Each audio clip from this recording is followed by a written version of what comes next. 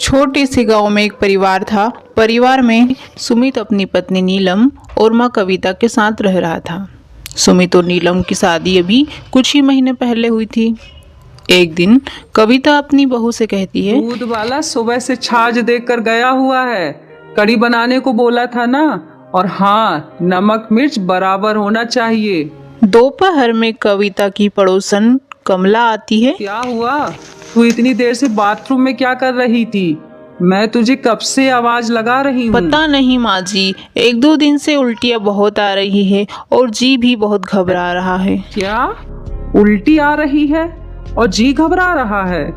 लग रहा पेट से है। कमला, तेरे घर में कदम पड़ते ही हमें बहुत बड़ी खुशखबरी सुनने को मिली है। कविता, इस खुशी में ये बात भी याद रखना, यदि पहले लड़का आया तो ही खुशी की बात है। यदि पहले लड़की हो गई तो तुझे आगे आने वाले वंश के बारे में सोचना होगा, क्योंकि सुमित तेरा एक लौता ही बेटा है। पर आंटी जी, लड़का हो या लड़की, बात तो दोनों एक ही है।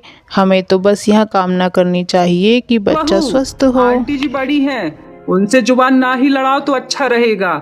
आंटी जी हमारे भले के लिए हमें समझा रही हैं। शाम को जब ऑफिस से सुमित घर लौटता है, उसे नीलम के गर्भवती होने का पता चलता है तो वहाँ भी बहुत खुश होता है। अगले दिन सुमित ऑफिस के काम से कुछ दिनों के लिए बाहर चला जाता है। देख कविता, सुमित भी बाहर चला गया है। अब हम आसानी से पता लगा सकते हैं कि नीलम बहू को लड़का होगा या लड़की। वो कैसे?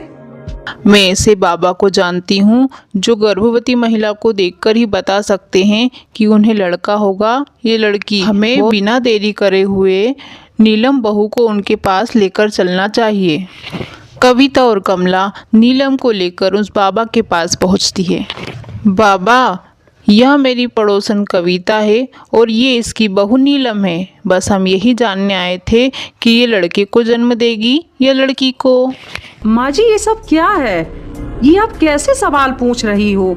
मुझे कुछ नहीं पूछना, मैं जा रही हूँ। नहीं बहू, तुम कहीं नहीं जाओगी। बाबा बताइए, मेरी बहू को क्या होने वाला है? नीलम को ये सब अच्छा नहीं लग रहा था, लेकिन फिर भी वह चुपचाप खड़े खड़े सुन रही थी। आपकी बहू कन्या को जन्म देगी। उसके बाद कविता और कमला नीलम को लेकर घर आ जाती है। नीलम रसोई की तरफ जा रही होती है कि उसे कमला और कविता की बातें सुनाई देती है। सुन कविता, यदि तू चाहती है कि ये बच्चा इस दुनिया में ना आए तो मेरे पास एक तरकीब है। मैं तो चाहती हूँ जल्दी से जल्दी इस मुसीबत से छुटकारा मिले। ये पाउडर मुझे बाबा ने दिया था। रात को सोते समय तू नीलम बहू के दूध में डाल देना, सब ठीक हो जाएगा। मुझे यहाँ से भागना होगा, नहीं तो ये मेरे बच्चे को मार देंगे। फिर नीलम कविता और कमला की नज़रों से बचते हुए वहाँ से भाग जाती है। हे भगवान, अब मैं कहाँ जाऊँ, क्या करूँ?